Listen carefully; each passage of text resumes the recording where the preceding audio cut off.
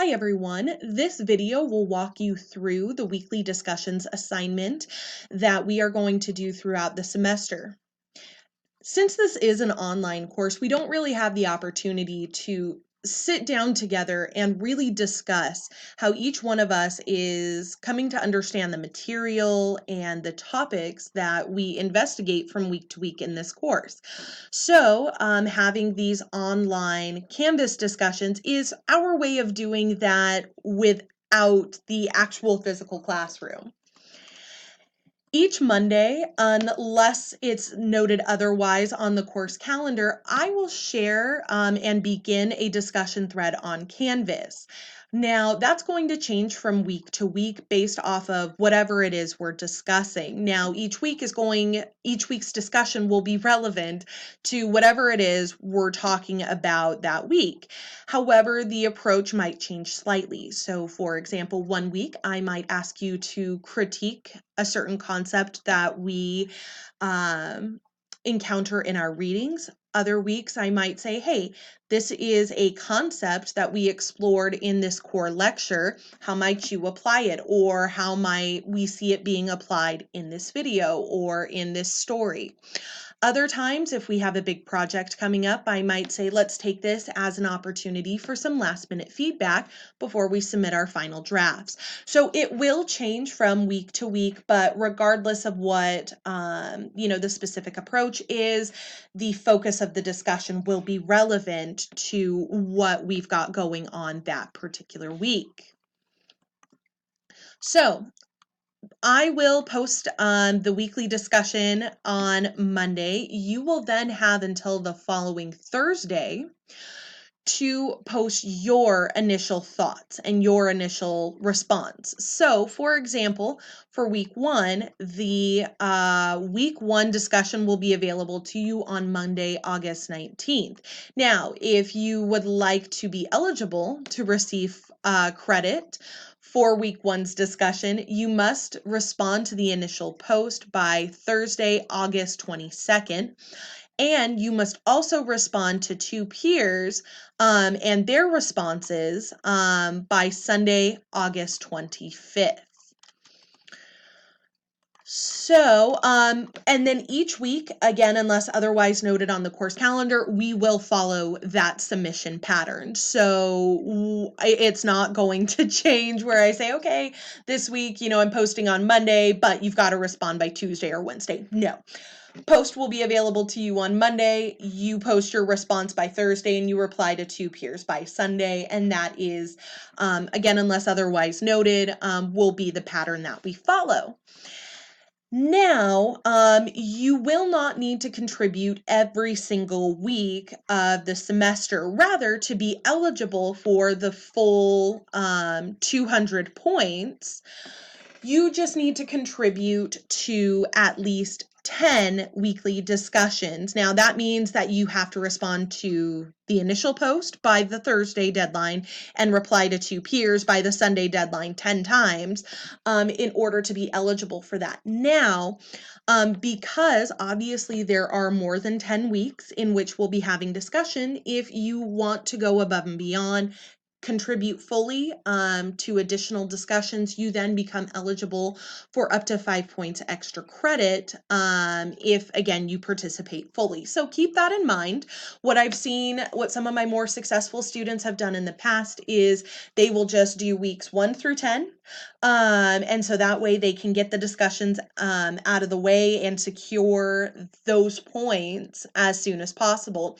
And then they'll go through and contribute in extra discussions throughout the rest of the semester and then rack up that extra credit. So again, that's an approach that I've seen students do, and it seems fairly manageable. So just something to keep an eye out for. But if things get crazy and you miss a week, it's not going to be detrimental. Of course not.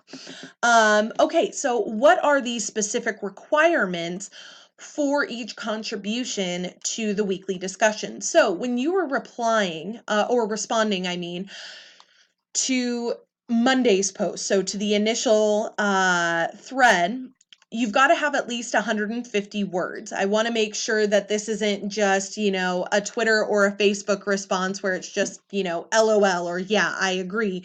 I really want to know what it is, how you're responding to certain questions, to certain ideas that we're grappling with. And so, minimum 150 words. Your post, your response should address the post prompts in its entirety. Sometimes I include multiple questions in there, and sometimes I have a few different prompts. So just make sure that you're reading those critically, that you can address all of those appropriately. You also want to communicate ideas clearly and coherently, so make sure that your text is ready for others, myself and your peers included, to engage with, and make sure that you're giving us something to engage with.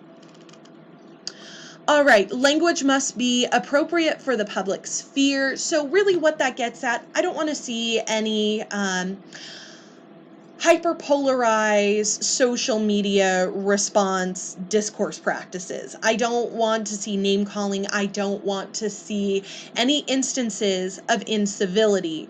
So what we really want to get from this is thoughtful, well-rounded, meaningful discussions that allow everyone in the course to either learn about others' approaches to the content or to effectively share with others and teach others about how they're approaching the content. And we can't do that if there's name calling, if there is sarcasm, if there is, again, any instances of incivility on these threads.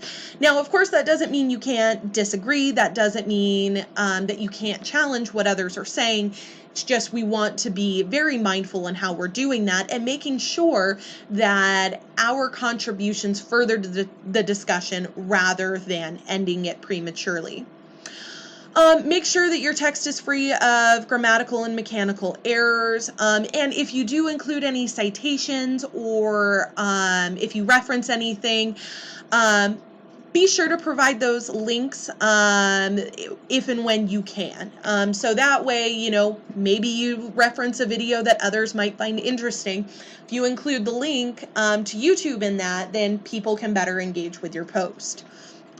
Now, when you reply to two peers and their responses to the weekly discussion, you will need to make sure that your response is at least 75 words each. So again, 150 words total for the two, but 75 words each. This again gets at bypassing the, oh, agreed, LOL, I feel that, or just these 1-2 worded, not very critically responsive posts. Again, we want to make sure that we are developing a robust conversation. So, address any questions or claim made by your peers by challenging, affirming, or extending their responses. Again, just because I say that, you have to be civil doesn't mean you always have to agree. So if you want to challenge or push back, you can do so thoughtfully, or maybe you find yourself saying, oh my gosh, I completely agree, here's why, or maybe to say, hey, this is really interesting that you brought up this idea, have you thought about this? So there are a number of different ways that you can certainly respond.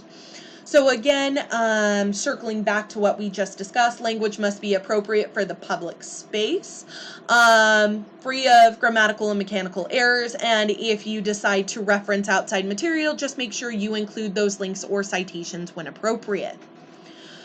So the submission details are here. We've kind of gone over those. Grading criteria. So there isn't a precise rubric for this. Rather, I grade them holistically. But if you meet the above requirements, then that usually puts you in a good position to receive the full 20 points for that week, though it's not guaranteed. So for example, if I post on one topic and you post a 150-word response, but it has nothing to do with the content in which I've asked you to engage with, or if you're replying to a peer and it in no way, shape, or form addresses what they've mentioned, then you can see how that would cause your score to go down. Again, though, if you meet these requirements that I have listed up here, you are putting yourself in a great position to receive the full points for that week. So that is that for the weekly discussions. If you have any questions, if there was anything in the assignment sheet that I can explain in greater detail, or if you'd like to chat, please feel free to reach out to me via Canvas DM. All right, everyone, until next time.